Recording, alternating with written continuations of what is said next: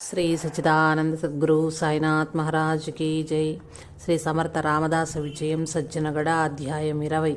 శ్రీ నిత్యానంద యోగి వారు శివాజీకి శ్రీరాముని దీవెనలు లభించిన చాపల్ మఠం వద్దనే విద్యాసాగరునికి శ్రీ సమర్థుల లీలలను వివరించసాగినారు. విద్యాసాగర, శివాజీని ఆశీర్వదించి పంపివేసిన తదుపరి శ్రీ సమర్థులు తమ భక్తి ప్రచార కార్యక్రమాన్ని మరింత విస్తృతం చేసినారు. వారి పర్యటన కార్యక్రమం నిరంతరాయంగా కొనసాగిస్తూ ఉన్నారు. ఆ విధంగా సంచారం చేయున్నప్పుడు వారు భిక్షాటన వృత్తిని అవలంబిస్తారు. అప్పుడు ఎవరి గృహ ద్వారం వద్దైనా నిలిచి భిక్ష కోరుచు శ్రీరామ జయరామ జయ జయ రామ అని ఉచ్చైస్వరంతో గర్జిస్తారు. భిక్ష స్వీకరించినప్పుడు జయ జయ రఘువీర సమర్థ అని నామస్మరణ చేస్తారని చెప్పాను కదా. నామస్మరణతో తీసుకున్న భిక్ష పరమాత్మకు చెంది భిక్ష ఇచ్చిన వారికి పరమార్థం చేకూరుతుంది. ఈ పద్ధతిని అనేక మంది భిక్షువులు అనుసరిస్తారు. కొందరికి దాని పరమార్థం తెలుసు, కొందరికి తెలియకపోయినా నామస్మరణ తప్పనిసరిగా చేస్తారు. వారి వారి గురువుల సాంప్రదాయానుసారం కూడా చేస్తూ ఉంటారు. వేణుబాయికి గురుదర్శనం. శ్రీ స్వామి సమర్థ రామదాసు వారి నామ ప్రచారం జనంలో బాగా జరుగుతూ ఉంది. శ్రీ సమర్థులు సంచారం చేస్తూ మీరజ పట్టణానికి చేరినారు. తమ అలవాటు ప్రకారం ఒక వీధిలో భిక్షకై వెడలినారు. అచ్చట ఒక ఇంటి ముందు నిలిచి వారి నియమానుసారంగా శ్రీరామ జయరామ జయ జయ రామ అని బిగ్గరంగా పలికారు. ఆ ఇంటి వాకిటే ఉన్న తులసి బృందావనం ముందు వేణుబాయి అనే ఒక యువతి వారికి కనిపించింది. ఆమెను చూడగానే వారిలో పితృవాత్సల్యం పొంగింది. హృదయం కరిగింది. అతి చిన్న వయసులో ఉన్న ఆ స్త్రీ బాల వితంతు. ఆహా, విధి యొక్క విలాసము బహు విచిత్రమై ఉన్నది కదా, విధికి ఎవరైనా తలవంచక తప్పదు అని మనసులో భావించి ఆమెను పలకరించారు. తల్లి, ఏదో చదువుచున్నావు, ఏమిటది అని ప్రశ్నించారు. ఆమె, స్వామి, ఇది ఏకనాథ భాగవతం అని చేతులు జోడించి జవాబిచ్చింది. మంచిదమ్మా, చాలా ఉత్తమ గ్రంథాన్నే ఎంచుకున్నావు. నీకు దానిలోని భగవద్ధర్మం అర్థమైందా అని ప్రశ్నించగా ఆమె కిన్నురాలై, నేను అజ్ఞానిని, నాకంతటి భాగ్యమా, అందులోని మర్మాలు ధర్మాలు నాకేం తెలుస్తాయి స్వామి. ఈ గ్రంథ పఠనం ద్వారా తెలిసిందేమిటంటే సద్గురు సమాశ్రయం లేనిదే భగవతత్వం బోధపడదని, అందువలన గురుని వరించి సేవించాలని అర్థమైంది స్వామి. నాకు అదృష్టం లేదు, నేనెక్కడికి పోలేను. ఈ విధవరాలి ముఖం చూచేందుకు ఎవరూ ఇష్టపడరు. ఇంటిలోనే అనేక మంది నిరసిస్తుంటే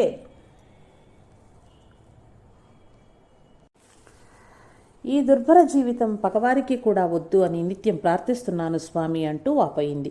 శ్రీ స్వామివారు, అమ్మ, నిరాశపడకు, తగిన సమయానికి సద్గురు కృప తప్పక లభిస్తుంది అని దీవించి వెళ్ళిపోయినారు. ఆ రోజుల్లో ఆచారాలు సాంప్రదాయాలు చాలా కఠినంగా ఇనుప చట్రాల వలె ఉండేవి. విధవా ధర్మ పాలన కత్తి మీద సాములా ఉండేది. విధవరాలు తలనీలాలు తీయించుకుని ఒక పూట భోజనం, చాంద్రాయణ వ్రతం వంటి సాధనలతో జీవితం అతి దుర్భరంగా గడపవలసి ఉండేది. ఎచ్చటికి పోరాదు, అధికమైన ఆంక్షలతో బ్రతుకే భారంగా గడపవలసి వచ్చేది. పైగా ఎందరో సూటిపోటి మాటలతో హింసించేవారు. అటువంటి పరిస్థితుల్లో ఆమె అత్తవారింట తన వైధవ్య జీవితాన్ని వెళ్లదీస్తూ ఉంది. ఒకనాడు ఆమె తనకు ఏకనాథ భాగవతాన్ని ఇచ్చిన ఒక పెద్ద ఆయనను భగవద్ధర్మం గూర్చి వివరించమని కోరింది. ఆయన, అమ్మ, పుస్తకం మంచిది కదా అని చదవమన్నానే కానీ ఇటువంటి అర్థాలు ఏవీ నాకు తెలియవు. నిన్ను ఎవరైతే ఆ విషయం గురించి ప్రశ్నించారో వారినే గురువుగా భావించు అన్నాడాయన. కథ వింటూ ఉన్న విద్యాసాగరుడు, గురుదేవా, భగవద్ధర్మం అంటే ఆ మహాతల్లికే కాదు, నాకు అర్థం కాలేదు, దయతో వివరించండి అని ప్రార్థించాడు. శ్రీ నిత్యానందులు ఇలా చెప్పసాగారు. విద్యాసాగర, మంచి ప్రశ్నే వేశావు. వేణుబాయి ఆ సమయంలో భాగవతం చదువుతున్నందున శ్రీ సమర్థులు అలా అడుగుటలో చాలా విశేషం ఉంది. భాగవతం మొత్తంలో భగవంతుడు భక్తుడిని ఆపదలలో ఆదుకొనుటయ్యే కనిపిస్తూ ఉంటుంది. సృష్ట్యాది నుంచి భగవంతుడు భక్త పాలనమే తన కర్తవ్యంగా నెరవేరుస్తూ ఉన్నాడు. భాగవతం చదివేవారు భక్తిని పెంపొందించుకోవాలి, భగవంతుని శక్తిని కరుణను తెలుసుకోవాలి, ఆర్తితో ప్రార్థించాలి. అప్పుడు ఆయన తన ధర్మం ప్రకారం భక్త రక్షణ చేస్తారు. ఆ విధంగా భగవంతుడు పిలిస్తే పలుకుతాడనే నమ్మకం లేకుండా భాగవతం పారాయణం చేస్తే సంపూర్ణ ఫలితం లభించదని శ్రీ సమర్థుల వారు సూచించుటకే ఆ విధంగా ప్రశ్నించారు. ప్రహ్లాదుని రక్షించుట, కరిరాజును కాపాడుట, భూదేవిని రక్షించి ఉద్ధరించుట, ధ్రువునికి ప్రత్యక్షమగుట, అంబరీషునికి దూర్వాసుడు ఇచ్చిన శాపమును నారాయణుడు తాను భరించుట, రావణ కుంభకర్ణుల సంహరించుట, కంసుని వధించుట మొదలగు దుష్ట శిక్షణ శిష్టరక్షణయే భాగవతంలో ఉన్న వృత్తాంతము. ఇక వేణుబాయి విషయం విను. విద్యాసాగర, అప్పటి నుంచి ఆమె శ్రీ సమర్థుల వారిని గురువుగా భావించి మనస వాచ కర్మణ ఆరాధిస్తూ ఉంది. ఆయన దర్శనం మరలా తనకు దొరుకునేమోనని వారి కొరకు నిత్యము నిరీక్షిస్తూ వారిని స్మరిస్తూ ఎదురు చూస్తూ ఉంది. అలా వేచి ఉండటం అది తన సద్గురువైన శ్రీ సమర్థుల కొరకు. ఆ నిరీక్షణ ఇంకా తన వలన కాదేమో అన్నట్లుంది ఆమె పరిస్థితి. ఎంత త్వరగా శ్రీ స్వామి కరుణిస్తారా అని ప్రార్థిస్తూ ఉంది. విద్యాసాగర, సర్వసమర్థులైన ఆ స్వామికి తన శిష్యురాలి నిరీక్షణ విషయం తెలీదా ఏమి? ఈ భరతమాత కన్నీరు తుడిచి భరతఖండ ప్రజల ఉద్ధరణ కోసమే కదా ఆయన అవతరించింది. ఆమె యొక్క తీవ్రమైన ప్రార్థనల స్పందనలు శ్రీ సమర్థులకు చేరుతున్నాయి. వేణుబాయి తనను తప్పక కరుణించి ఆదరిస్తారనే నమ్మకంతోనే ఆమె ప్రతిరోజు శ్రీ స్వామివారి కంఠస్వరంతో శ్రీరామ నామస్మరణ చెవికి సోకుతుందేమోనని ఎదురు చూడసాగింది. శుభతరుణం, మంత్రదీక్ష ప్రాప్తి. విద్యాసాగర, ఆమె ఆశయం నెరవేరే సందర్భం, భగవత అనుగ్రహం చేత సద్గురు సమాగమం అనే శుభ గడియ రానే వచ్చింది. తరువాత కొన్ని రోజులకు ఆయన కొల్హాపూర్ వచ్చారు. అచ్చటగల అంబాభవానీ మందిరంలో ఆయన ఉపన్యాసములు జరుగుతూ ఉన్నాయి. వేణుబాయి సంతోషమునకు హద్దుల్లేవు. ఆమె అత్తవారిల్లు కూడా ఆ ఊరిలోనే. అందువల్ల శ్రీ సమర్థుల వారు ఉపన్యాసములనిచ్చే విషయం తెలుసుకుని వాటికి హాజరు కాసాగింది. ఉపన్యాసం అయిన తరువాత శ్రీ సమర్థులు వారితో ఎన్నో ఆధ్యాత్మికమైన సందేహాల గురించి చర్చించేది. ఆమెకు మంత్రదీక్ష లభించింది. వేణుబాయి సందేహాలన్నీ వారి ప్రవచనాలు సంకీర్తనల ద్వారా తీరిపోయినాయి. ఆయన ఆ ఊరు విడిచే సమయంలో ఆమె ఆయనతో పాటు వచ్చేస్తాను అని ప్రార్థించింది. అందుకు శ్రీ స్వామివారు ఇలా అన్నారు: అమ్మా, లోకం తీరు చాలా విచిత్రంగా ఉంటుంది. ఎవరికి ఇష్టం వచ్చిన రీతిలో వారు మాట్లాడతారు. నేను సర్వసంగ పరిత్యాగిని, పైగా ఒక చోట స్థిరంగా ఉండను. అరణ్యాలు, గ్రామాలు, వనాలు అనేకంగా పర్యటిస్తూ ఉంటాను. అందున నీవు స్త్రీవి, అందువల్ల నీవు ఇంటి వద్దనే ఉండి సాధన కొనసాగించు తల్లి అన్నారు. ఆమె అందుకు సమాధానంగా, స్వామి, ఎవరేమనుకున్నా ఏమి, నా మనసును ఆత్మను ఉద్ధరించి అనుగ్రహించిన సద్గురువరేణ్యులు మీరు. మీ అనుగ్రహం ఉండాలే గాని ఎవరేమి మాట్లాడినా నాకు చింత లేదు అన్నది. అమ్మా, మనం ప్రజల మధ్యలో ఉన్న కారణంగా వారి అభిప్రాయాలకు విలువనిచ్చి వారితో కలిసిమెలిసి జీవించాలి సుమా అన్నారు సమర్థులు. స్వామి, కరుణించండి, మీ పాదదాసినే సేవించుకుంటాను అని పరిపరి విధాలా ప్రాధేయపడింది వేణుబాయి. అందుకు శ్రీ సమర్థుల వారు ఆమెను అన్నయిస్తూ భవిష్యత్తులో ఆమెకు అవకాశం ఇస్తామని చెప్పి అచ్చటి నుంచి వెళ్ళిపోయారు. వేణుబాయి గురుదీక్షా మంత్రము తదేకంగా సాధన చేస్తూ వారిని గురించి ధ్యానంలో ఉండిపోయేది. గిట్టని వారిదంతా సమర్థుల వారి చలవేనని పరిపరి విధాలుగా అనుకోసాగారు. దానితో ఆమెను అత్తవారింటి నుంచి పుట్టింటికి పంపించి వేశారు. ఆమె తల్లిదండ్రులు ఆమెను తిరిగి అత్తవారింటికి వెళ్ళమని బలవంతం చేసాగారు. ఆమె ససేమిరా వెళ్ళని పుట్టింటిలో భీష్మించుకొని ఉండిపోయింది. లోకనింద కొరకు సాక్షాత్ సీతమ్మ వారిని విష్ణు అవతారమైన శ్రీరామచంద్రమూర్తి వారి వర్జించలేదా? అలాగే వారు లోకనిందకు భయపడినారు. వేణుబాయి తల్లిదండ్రులు ఆమెను గురించి తీవ్రంగా ఆలోచించసాగారు. ఆమె ఒక పెద్ద తలనొప్పిగాను గుడిబండగాను అనిపించింది వారికి. కన్న తల్లిదండ్రులు తమ సొంత బిడ్డను గురించి ఇంత తీవ్రంగా ఆలోచించే పరిస్థితి అంటే వారు విన్న దుష్ప్రచారం వారిని ఎంత ప్రభావితం చేసిందో కదా. వారు ఆ విషయమై ఎంతో కలత చెంది చివరికి ఒక నిర్ణయానికి వచ్చారు: వేణుబాయికి రక్షణ. ఒకరోజు మధ్యాహ్న భోజనంలో కాలకూట విషాన్ని కలిపి వేణుబాయికి తినిపించారు. ఆమె మామూలుగా భోజనం చేసింది. పాపం, భోజనంలో కలిసిన విషం అంచెలంచెలుగా దాని ప్రభావం చూపసాగింది. ఆమె ఒక గదిలోకి వెళ్లి కూర్చోగానే కడుపులో మంట, నొప్పి ప్రారంభమైనాయి. మామూలు నొప్ప ఏమన్నానా, విషప్రయోగం వల్ల వచ్చిన బాధ అది. భరించలేని స్థాయికి చేరింది. ఆమె అంతటి బాధలో కూడా గురుసేవ చేయకుండానే ప్రాణం వదులుతున్నానని అంటూ బాధపడుతూ మనసులో సద్గురు రాయ, శ్రీ సమర్థ, మీ సేవకు నోచుకోలేదు, ప్రాణం పోయేటట్టుంది స్వామి. ముందు జన్మలోనైనా సేవను ప్రసాదించి కాపాడు తండ్రి అని దీనాతి దీనంగా ప్రార్థిస్తోంది. ఈమె విషయం ఇట్లా ఉండగా ఆమె తల్లిదండ్రులు మహా అయితే అరగంటలో ప్రాణం పోతుందని ఆ గది తలుపులు వేసి ఆమె ఆర్తనాదాన్ని పట్టించుకోవటం కూడా మానేశారు. శిష్యురాలి మొర సమర్థులకు చేరింది. ఆయన తక్షణమే ఆమె ఉన్న గదిలో ప్రత్యక్షమయ్యారు. శిష్యురాలి శిరస్సుపై చేయి ఉంచి ఆశీర్వదించారు. విషప్రభావంతో నల్లబడి మరణస్థితిలో ఉన్న ఆమె స్వస్థరాలై పూర్వపు రంగుని సంతరించుకుంది. వేణుబాయి కొంతసేపటికి తెప్పరిల్లుకుని స్వామివారికి నమస్కరించింది. గురుదేవా, దీనరక్షక, ఆశ్రిత వత్సల, పరమపురుష, భగవద్ధర్మం నాకిప్పుడు మీ చర్య ద్వారా అవగతమైంది స్వామి. ఆహా, తమ పుత్రికా వాత్సల్య అమృతాన్ని చవిచూచాను. గురుదేవా, కానీ ఈ దీనురాలికి ప్రాణదానం చేసి బ్రతికించారు ఎందుకు స్వామి? ఇంకనూ ఈ నరకప్రాయమైన ఈ గృహ నిర్బంధంలో పడి శిక్షను అనుభవించుట కొరకేనా? దైవ సేవను గురుసేవను చేసుకోలేని నా జీవితం ఎందులకు స్వామి? తమరేమో సేవ అంగీకరించరు, ఈ లోకం నన్ను బ్రతకనీయదు. ఇంతకన్నా వేరు శిక్ష కలదా నరకమందు? అయ్యా, నాకీది తరుణోపాయం. తమ పాదార విందములే శరణమని నమ్మిన ఈ దాసిని ఏ విధంగా దయచుచ్చెదరో మీకే ఎరుక అని పరిపరి విధాలుగా శోకించుచూ ఉండెను. శ్రీ సమర్థులు చిరునవ్వు చిందిస్తూ, తల్లి, దేనికి నీవు విలపించుచున్నావు? ఇప్పుడే కదా భగవంతుని ధర్మం బోధపడింది అన్నావు. అంతలో ఇంత బేరతలమేలా? నీ ప్రాణరక్షణ ఏ కారణంగా భగవంతుడు చేశాడో ఆ కారణాన్ని ఆయన ఎరుగడా అని కొండంత ధైర్యం వహించవలసిన నీవు మరలా దిగజారి దిగులు భయముల వలయమునందు చిక్కిదవా? ఓ తల్లి, భయమే మృత్యువు. నీవు నిర్భయురాలవు కమ్ము. మృత్యువు దూరంగా పారిపోగలదు. సమర్థుల శిష్యురాలైన నీకు నరకం గురించిన ఆలోచన తగునా? లెమ్ము, సాధనా మార్గంలో పయనించుము. సాధించవలసిందేదో ఈ జన్మం నందే సాధించవలేనని శాస్త్రాలు ఘోషించుచున్నాయి. మరలా నరజన్మము దొరుకునో లేదు. అట్లు దొరికినను ఆధ్యాత్మిక చింతనం వైపునకు మనసు ఉన్ముఖమగునో లేదు. అట్లు చింతనం కలిగినను సద్గురువు దర్శనం లభించునో లేదు. చూడు, నీకు ఎవ్వరూ తీర్చలేనటువంటి కష్టం ఒకటి వచ్చి పడింది. అదే వైధవ్యమని నీవు బాధపడుచున్నావే, అది ఆ కష్టమే రాకుంటే నీ జీవితం ఎలాగూ ఉండునో యోచించుకునుము. నీకు ఆధ్యాత్మిక సాధన ఎందు మక్కువ ఏర్పడునా? సద్గురు దర్శనం కావాలనని నీ తహతహలాపడునా? ప్రార్థన కుదురునా? సద్గురు లభించునా? కావున కష్టాలు వచ్చుట చేత ధీరులెవ్వరూ భయపడరు. అది మన మేలునకే వచ్చునని వాటిని అధిగమించుటకై ఉపాయములు ఆలోచించెదరు. కష్టాలందరికీ వచ్చేవి, కానీ కొందరికి మాత్రమే కష్ట సమయంలో భగవంతుడు గుర్తుకొస్తాడు. మిగిలిన వారంతా తమ కష్టాలకు ఎదుటివారే కారణమని అందరినీ నిందించి మరింత పాపాన్ని మూటగట్టుకుంటారు. నిజానికి ఎవరికైనా కష్టాలకు కారణం తమ పూర్వకర్మలే. తమరు చేసుకున్న కర్మ తాము అనుభవించి తీరాలని ఎందరికీ తెలుసంటావు? ఆలోచించు. నీ సౌభాగ్యాన్ని వేరే వారు అపహరించగలరా? నీ విధిలో లేకుంటే, నీ కర్మ కారణం కాకుంటే దాన్ని తుడిచివేయుటకెవ్వరికి వల్లనూ కాదు కదా. భగవంతునికి కూడా నిందించే వీలు లేదు.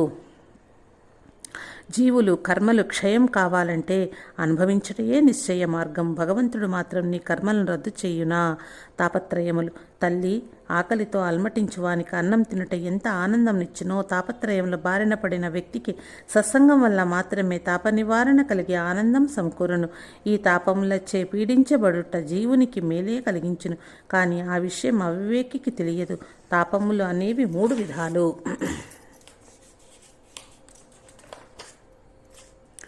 ఒకటి ఆధ్యాత్మికము, ఆదిభౌతికము, ఆదిదైవికము అని త్రివిధ తాపములు వ్యక్తిని పీడించుచున్నవి.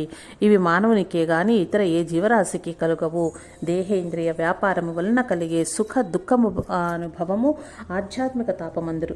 మనస్సులో కలుగు భావనలను బట్టి కర్మేంద్రియాలు, జ్ఞానేంద్రియాలు ప్రేరణ పొంది ఆచరించు కర్మల ఫలానుభవము అనగా స్వయంగా చేసుకుని తానే అనుభవించి మాత్రమే తీర్చుకునవలసిన అనుభవములు ఆధ్యాత్మికములు. ఇవి అనేక బాధల రూపంగా అనుభవమునకు వచ్చును. ఉదాహరణకు దేహంలో నొప్పులు, పుళ్ళు, జిల, గజ్జి, తామర, నిత్రుగడ్డలు, మూలవ్యాధి, దేహపు వాపు, వాతము ప్రకోపించి కీళ్ల నొప్పులు, విరోచనాలు, వాంతులు, చెవిపోటు, కన్నుపోటు, దంతబాధ, గండమాల, జలుబు, హృదయశూల, ఉదరశూల, సర్పి, ముక్కిడి, చలి, కాక, జ్వరము, ఆకలి కాకుండుట, ఎక్కువ ఆకలి వేయుట, దప్పిక, అతి నిద్రలేమి, రక్తపిత్తము, మూత్రావరోధము, భయం కారణంగా జ్వరపడుట, ప్రేగులు పట్టు తప్పుట, పులిత్రేపులు, కొరపోవుట, ఎక్కిళ్ళు ఆగకపోవుట, ఉబ్బసము, విషప్రయోగము ద్వారా వచ్చు వ్యాధులు, ముక్కు నుంచి రక్తపడుట, స్వయంగా వ్రేలు కొసుకొనుట, రేజీకటి, మూగ, చెవుడు, కుంటిగా పుట్టుట, మెల్లకన్ను, పిల్లి కన్ను, మరుగుజ్జు రూపము, కురూపము, వికృత రూపము, వికార స్వరూపంతో పుట్టుట, తొర్రి, దీర్ఘనాసిక, చుట్టి ముక్కు, ఊబకాయము, దుర్బలత్వము, నత్తి, నపుంసకత్వము, కాముకుడగుట, చర్మముపై మచ్చలు, క్షయరోగం, కుష్ఠరోగం, వార్ధక్య దశలో వచ్చు వ్యాధులు, నానావిధ దుఃఖములన్నీ కలిసి ఆధ్యాత్మిక తాపములని తెలియవలేను. అనగా దేహమునందే కలుగు బాధలు. ఇవి వచ్చుటకు కారణములు పూర్వం తాను ఆయా రోగులను అసహించుకొనుట ద్వారాను వారిని హింసించుట ద్వారాను దూషించుట ద్వారాను సంపాదించుకున్న పాపముల సముదాయం. ఈ విషయం సత్సంగం ద్వారా తెలిసి తోటి వారిని రోగులను సహన దృష్టితో చూచుట, రోగులకు సేవ చేయుట, పశ్చాత్తాపం ద్వారాను విముక్తిని పొందవచ్చును. రెండవది ఆదిభౌతిక తాపము. తాపములలో రెండవదైన ఆదిభౌతిక తాపం గురించి ఇప్పుడు వినుము. ఏదైనా జంతువు వలన కానీ ఇతర జీవుల వలన కానీ కలుగు బాధలను ఆదిభౌతిక తాపము అంటారు. తాపం అంటే దుఃఖమే.